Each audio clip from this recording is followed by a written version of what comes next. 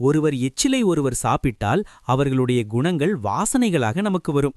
அதுபோல ஒருவர் செருப்பை ஒருவர் போட்டாலோ இல்லை துணிமணியை உபயோகித்தாலோ இல்லை ஒருவர் படுக்கையில் அடுத்தவர் படுத்தாலோ இல்லை ஒருவர் மாலையை இன்னொருவர் சூட்டிக் கொண்டாலோ ஒருவர் பாத்திரத்தை இன்னொருவர் உபயோகித்தாலோ ஒருவர் உள்ளங்கையை இன்னொருவர் உள்ளங்கையால் பொட்டாலோ அவர்கள் குணம் வாசனைகளாக நமக்கு வரும்.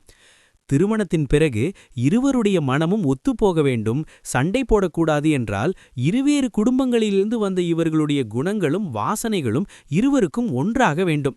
அதற்குத்தான் திருமணச் சடங்குகளில் ஒருவர் மாலையை இன்னொருவருக்கு போடுதல், ஒருவர் எச்சில் செய்த தட்டில் இன்னொருவர் சாப்பிடுதல், இருவர் உள்ளங்கையையும் சேர்த்து பணிகிரகணம் என்று பிடித்தல், ஒருவர் காலை இன்னொருவர் தொடுதல், ஒருவர் கட்டிக்கொண்டிருக்கும் துணியை இன்னொருவர் துணியுடன் முடிபோடுதல் என்று இருவருடைய வாசனைகள் குணங்களை பரிமாறிக்கொள்ளும் சடங்குகளாக வைத்திருக்கின்றனர்.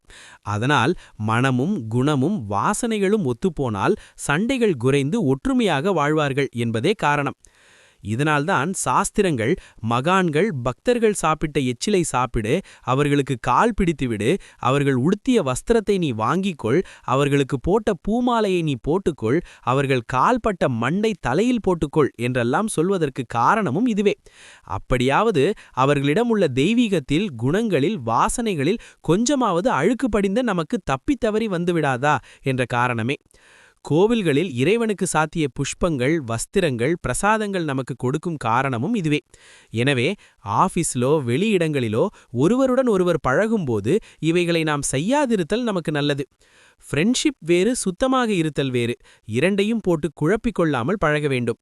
உபனிஷதுகளில் மிகப்பெரிய தவங்கள் செய்த ஒரு மகரிஷி இன்னொருவர் செருப்பை போட்டுக்கொண்டதினால் இன்னொரு பிறவி எடுத்தார். நாரதர் சாதாரண மனித குலத்திலிருந்து நாரத மகரிஷி ஆனதற்கு காரணம் ரிஷிகள் சாப்பிட்ட எச்சில் பிரசாதத்தை அவர் உட்கொண்டு வந்ததே. இதுபோல எண்ணற்ற உதாரணங்கள் நமது சாஸ்திரங்களில் கொடுக்கப்பட்டுள்ளது. தண்ணீருக்கு இந்த வாசனைகளை போக்கும் சக்தி உண்டு. அதனால்தான் ரிஷிகள் ஒரு கமண்டலுவில் அருகில் தண்ணீர் வைத்துக் கொள்வார்கள். ஒரு திருடனின் வாசனையை மொப்பம் பிடிக்கும் நாய் தொடர்ந்து சென்று அவன் போகும் பாதையை கண்டுபிடிக்கிறது. ஆனால் அவன் ஒரு நீர்நிலையை தாண்டிவிட்டால் அந்த நாயினால் அவனுடைய வாசனைகளை கண்டுபிடிக்க முடிவதில்லை. தண்ணீருக்கு அத்தனை சக்தி உண்டு. அதனால்தான் பெரியோர்கள் மகான்கள் அடிக்கடி குளித்து கொண்டே இருக்கின்றனர். எனவே சுத்தமாக தொட்டு தொட்டு கலந்து பழக முடியவில்லை என்றாலும் அதற்காக முயற்சி செய்து கொண்டிருப்பது தவறு ஏதுமில்லை. நமக்கு மற்றவர்களிடமிருந்து வரும் கெட்ட வாசனைகளில் குணங்களை கொஞ்சமாவது குறைக்க செய்யலாம்.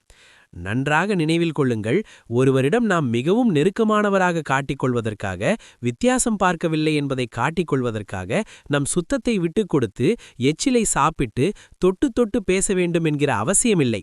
சுத்தம் வேறு, ஒருவரிடம் அன்பாக பழகுவது என்பது வேறு.